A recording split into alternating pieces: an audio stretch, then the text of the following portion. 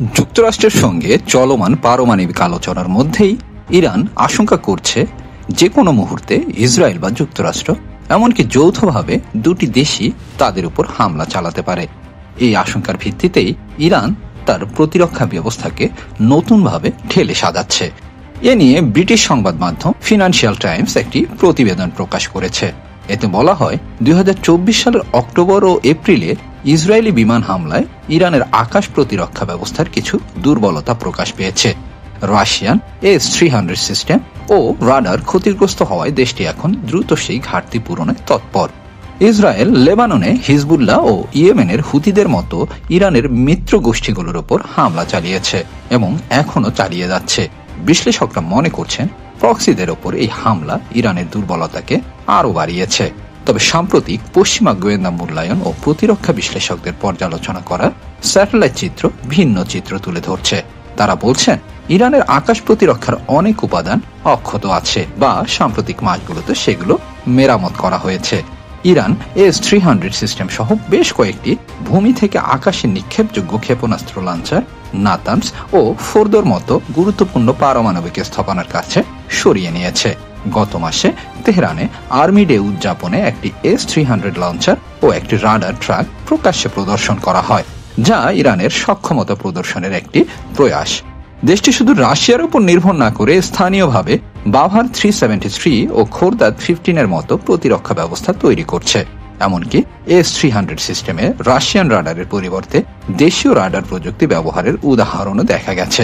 ইরানের সশস্ত্র বাহিনীর চিফ অফ স্টাফ মোহাম্মদ বাঘেরি প্রতিরক্ষা খাতে কয়েক গুণ বিনিয়োগ বৃদ্ধির কথা জানিয়ে বলেছেন আকাশসীমা লঙ্ঘনকারীদের গুরুতর ক্ষতির মুখোমুখি হতে হবে।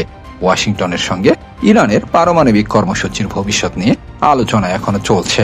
তবে মার্কিন প্রেসিডেন্ট ডোনাল্ড ট্রাম্প তার প্রথম মেয়াদে ইরানের সঙ্গে পূর্বের পারমাণবিক চুক্তি বাতিল করেছিলেন। এবারও তিনি চলমান আলোচনা ভেঙে গেলে ইরানের ওপর হামলার হুমকি দিয়েছেন। যুক্তরাষ্ট্র এরই মধ্যে 6টি B-2 বোমারু বিমান ভারত মহাসাগরের দিয়েগো গার্সিয়া ঘাঁটিতে মোতায়েন করেছে। বিশ্লেষকরা মনে করছেন ইরানের বিরুদ্ধে যে কোনো হামলার সম্ভাব্য সূচনা বিন্দু হতে পারে এই ঘাঁটি। যদি যুক্তরাষ্ট্র হামলা করে তাহলে B-2 বোমারু বিমানগুলো সম্ভবত সরাসরি লক্ষ্যবস্তুতে ভারী 30,000 পাউন্ডের GBU-57 বাংকার ব্লাস্টার বোমা ফেলবে। ইসরায়েল একা হামলা চালালে তাদের বিকল্প সীমিত হবে, কারণ দেশটির কাছে ভারী বোমারু বিমান বা এত বড় বড় আকারের অস্ত্র সরবরাহ করার ক্ষমতা নেই। এক্ষেত্রে তারা সম্ভবত F-35 স্টেলথ ফাইটার ব্যবহার করবে।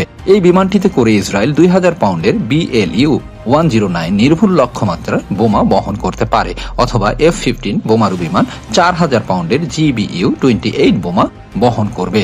এ ধরনের বোমার জন্য পারমাণবিক স্থাপনার কঠিন আশ্রয় কেন্দ্র ভেদ করতে একই অবস্থানে একাধিকবার আঘাত করতে হবে।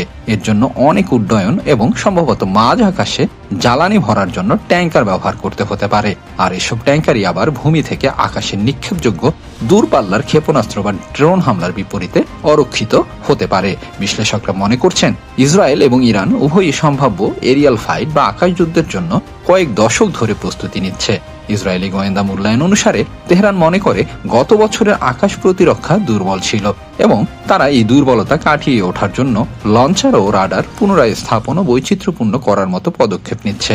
ইসরায়েল ইরানের ওপর এরিয়াল বা আকাশপথে আধিপত্য প্রতিষ্ঠা করলেও ইরানের পারমাণবিক স্থাপনায় হামলার ক্ষেত্রে একটি দীর্ঘ এবং ব্যাপক বিমান যুদ্ধ শুরু করতে পারে।